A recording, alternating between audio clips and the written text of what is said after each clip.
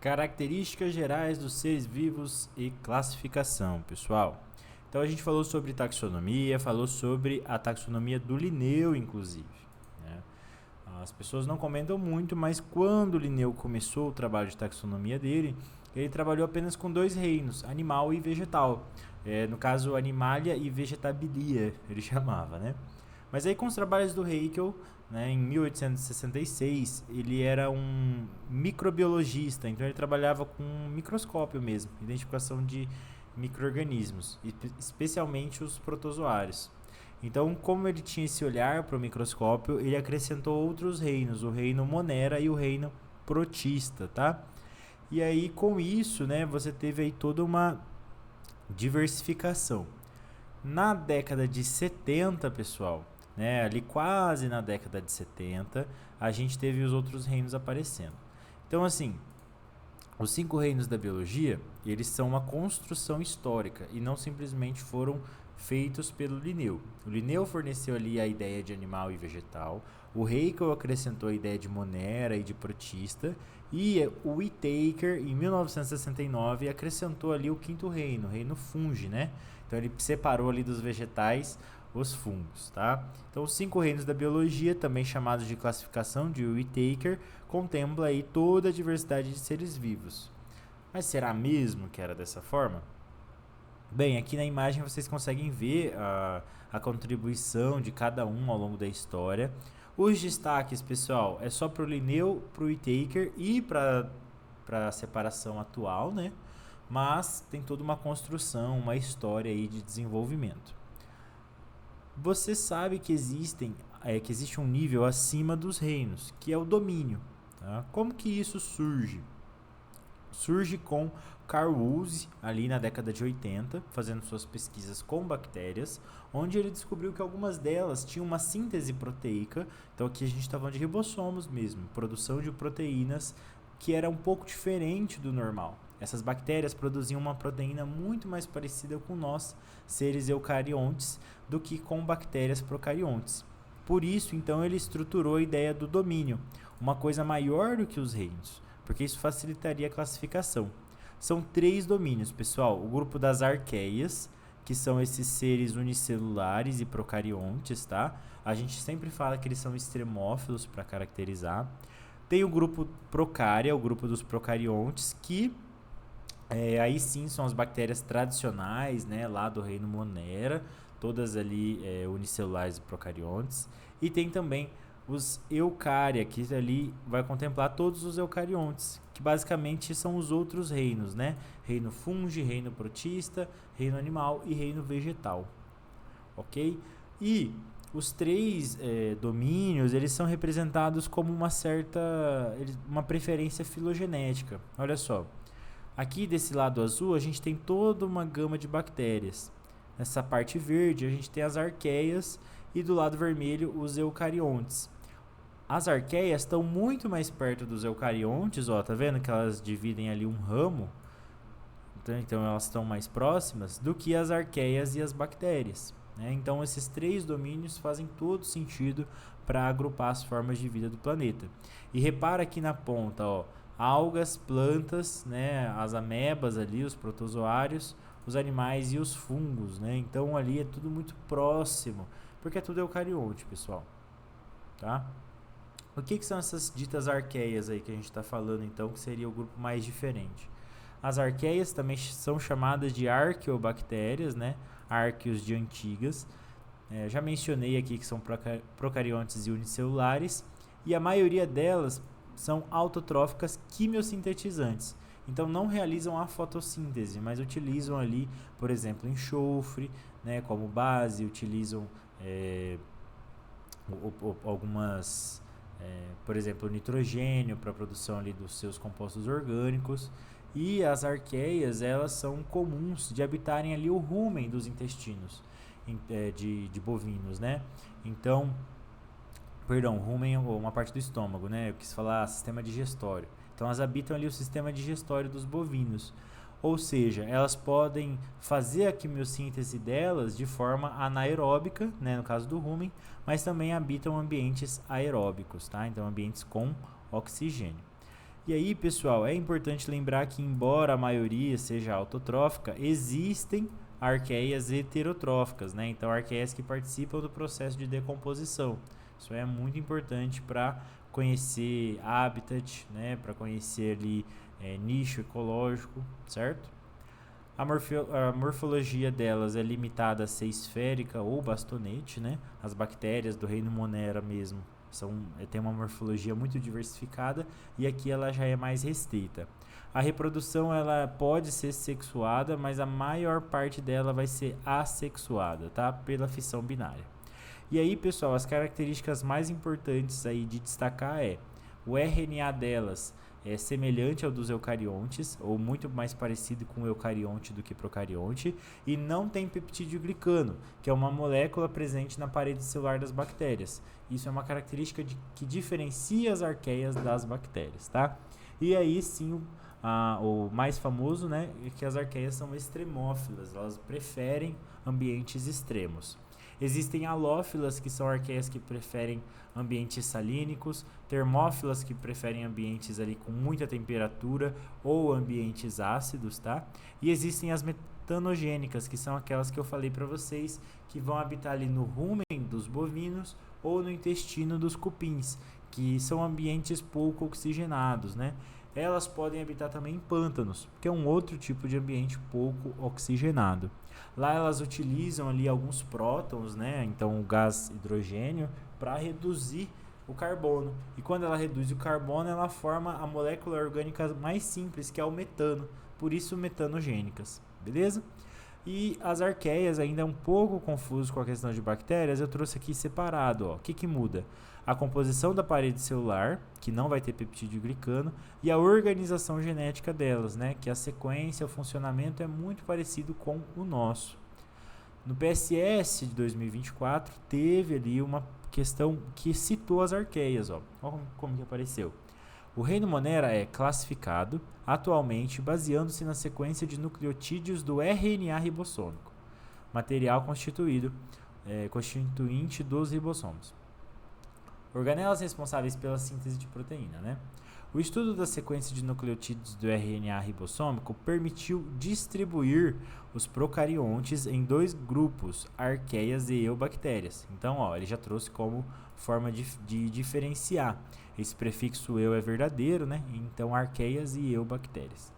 As arqueias se caracterizam por, letra A, apresentarem um tipo de clorofila. Eu falei para você que ela não é fotossintetizante, né? Então, as arqueias não se caracterizam por isso. B. Viver em ambientes extremos como de alta acidez ou salinidade? Sim, que são as arqueias termófilas ou halófitas, né? Então, essa letra B aqui. C. Realizarem fotossíntese, causarem doenças em humanos, animais, plantas ou qualquer outro organismo. Pessoal, não existe relato de arqueias causando doenças, tá? Não existe esse relato. Então, a gente ignora essa parte aqui, até porque a letra B com certeza é a correta, né? Então, sem sombra de dúvidas. Aproveitando o embalo aqui, já passando a parte das moneras, né? Então, as bactérias, elas são um grupo diferente agora, tá? Mas lembra aí que não é só bactéria, tem bactérias e cianobactérias, tá? Então, é um grupo um pouquinho diferente.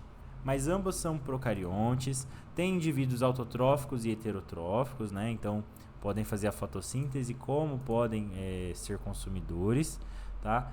Autotróficos, fazer fotossíntese e quimiossíntese, né? Então, tem uma diversidade ainda. Podem ser anaeróbicas ou aeróbicas, podem habitar locais com e sem oxigênio. Todas são unicelulares e a morfologia é variada.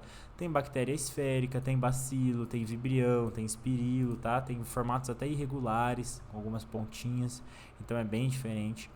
Pode ter células juntas, tá? E elas são unicelulares, então se você separar, elas continuam vivas, mas elas podem manter aí um padrão estético, né?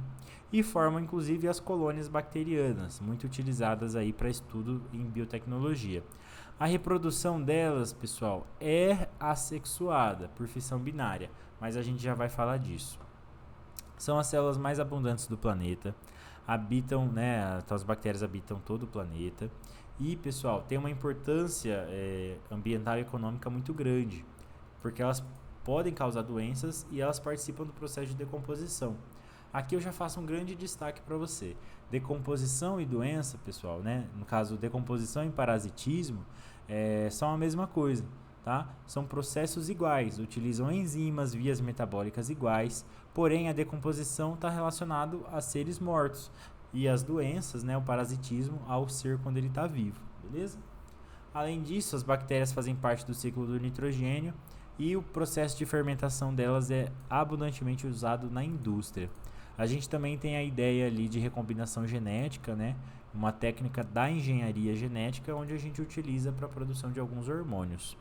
Aqui eu trouxe uma estrutura bacteriana onde nós temos alguns destaques. A parede celular dela, que seria aí a parte mais externa, embora algumas contem com a cápsula, né, que está apontada aqui na imagem.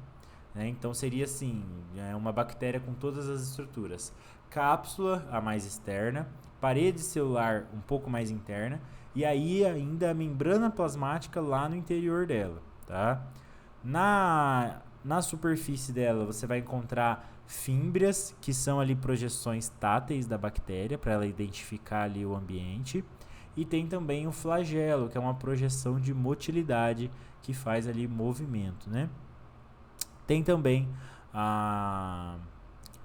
no interior delas, ali no citoplasma mesmo, você vai encontrar tanto o cromossomo bacteriano, que é uma fita de DNA única, quanto os ribossomos ali utilizados para essa síntese proteica delas, tá? Nós temos algumas coisas importantes para dizer, que é a ideia de mesossomos e endossomos, que é uma forma que a bactéria tem de englobar algumas partículas. Então, quando chega, atravessa a cápsula, atravessa a parede celular, chega na membrana plasmática, essa invaginação que a membrana plasmática sofre, esse dobrar dela é um mesossomo. E quando ela engloba a partícula, é um endossomo. Lembra de endo como interno, interior, né? Então é uma estrutura. Somos é corpo, então é um corpo interno que ela projeta e forma ali, tá? Essa propriedade de mesossomos e endossomos é o que garante a entrada dos plasmídios, que é aquele DNA extra, né? Que é um buff que a bactéria recebe. Então ela vai garantir algumas vantagens, como por exemplo, se reproduzir mais, ter uma resistência a antibióticos, né? Pode gerar mais virulência para ela, pode desenvolver algumas estruturas nela. Então o plasmídio ele dá ali alguma vantagem para ela sempre. E se não causar vantagem, ele é descartado. Se causar vantagem, ele permanece e é transmitido para outras bactérias, tá? E é justamente através dos plasmídios onde a gente vai falar aqui da variabilidade genética delas. Né? A divisão binária, que é o tradicional, não garante essa variabilidade, mas elas têm sim uma alta variabilidade. Então, como que isso funciona?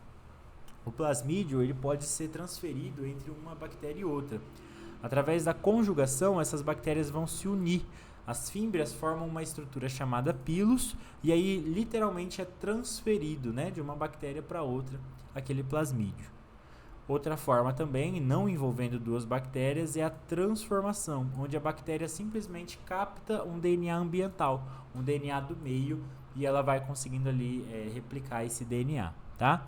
Lembrando que conjugação, pessoal, para lembrar, sempre envolve pelo menos duas células, conjugação, né, de cônjuge, então tá ali junto, beleza? E por fim, a última forma de transmitir é a transdução, onde um vírus bacteriófago ele vai passando de célula em célula e ao invés de simplesmente parasitar essas células, né, o que um típico vírus faria, a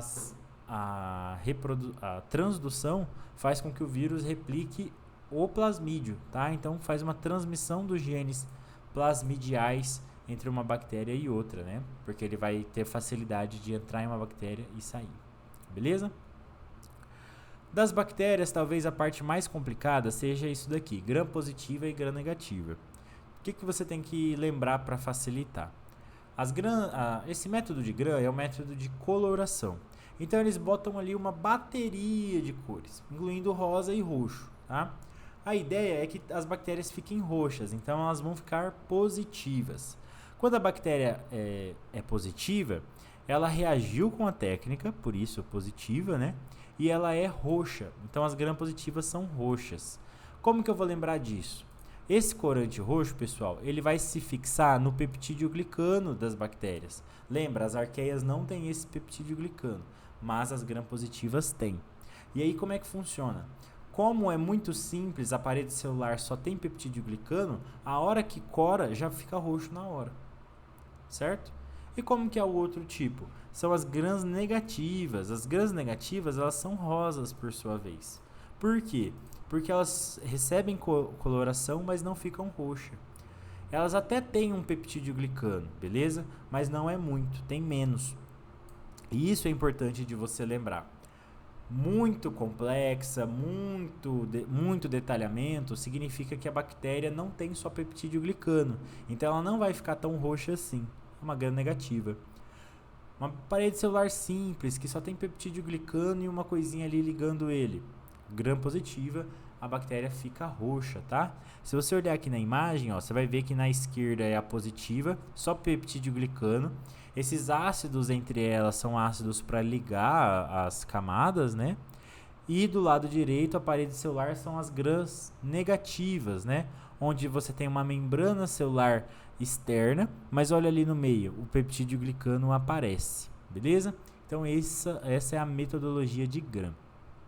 E ainda, pessoal, nós temos nas bactérias algumas separações. Já eu volto nessa metodologia de Gram com uma questão, tá? Mas esses grupos bacterianos é o seguinte: nós temos as autotróficas fotossintetizantes. Por quê? Porque elas têm a bacterioclorofila, então elas têm pigmento, ok? Nós temos as autotróficas quimiosintetizantes. Aí essas vão produzir ali compostos utilizando, né, reações químicas inorgânicas, tá? Então elas utilizam, por exemplo, o enxofre e produzem um composto orgânico delas, né? Então essa é a ideia. E tem ainda as bactérias heterotróficas. E aí é o que eu falei para vocês: saprotrofismo, que é a decomposição, e parasitismo, tá? Que funciona da mesma forma. Quanto à questão de ser aeróbica, elas podem ser aeróbicas utilizando o O2, anaeróbicas facultativas, então tanto faz para ela, e ainda anaeróbicas obrigatórias, tá? Caiu uma questão do Enem sobre isso. Então, basicamente, na presença de oxigênio, só as aeróbicas e as facultativas vão se desenvolver. As obrigatórias morrem nesse processo. O oxigênio é letal para elas, tá?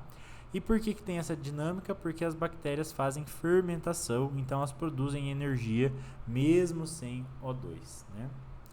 E além das bactérias, nós temos as cianobactérias, que são ali ancestrais, né, dos cloroplastos, então é a origem deles. Por isso, às vezes, são até chamadas de algas azuis.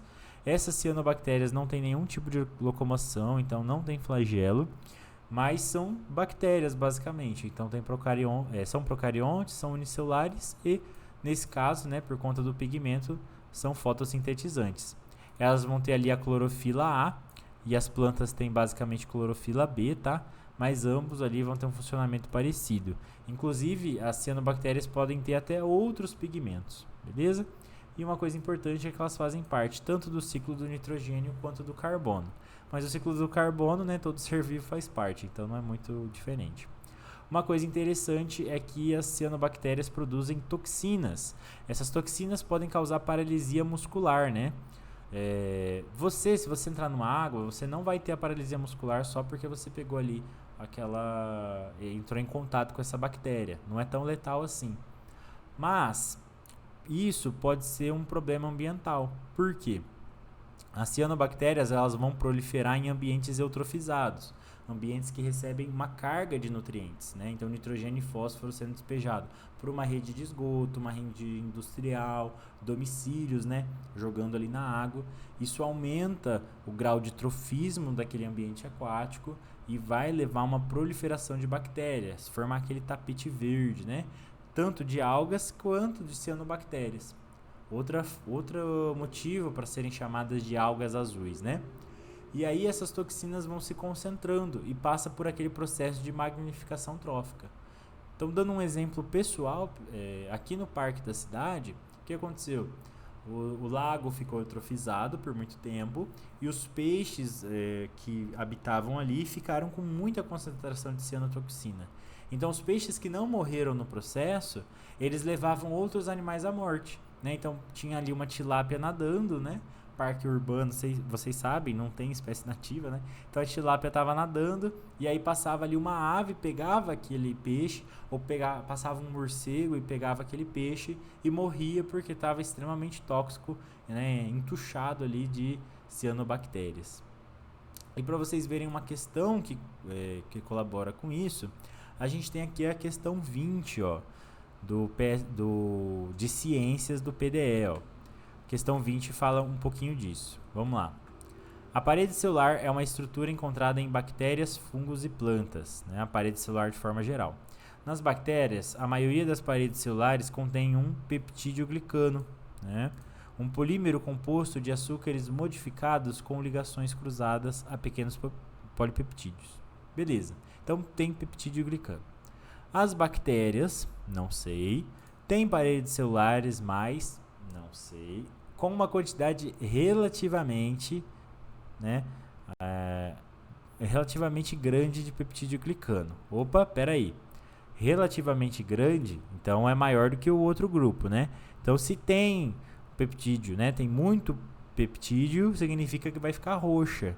Se é roxa, é positiva. Então com isso eu já corto a letra A e B.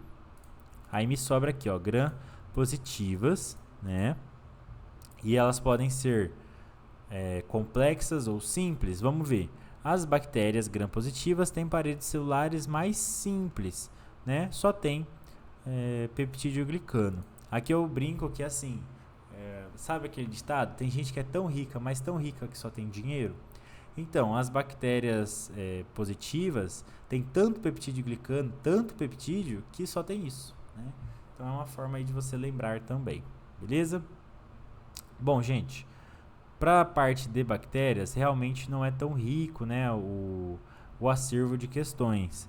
Mas eu juntei ali algumas para vocês, né, no material do Drive, vocês podem acompanhar ali, tá? Tem algumas mais já retiradas de algum PSS, de algumas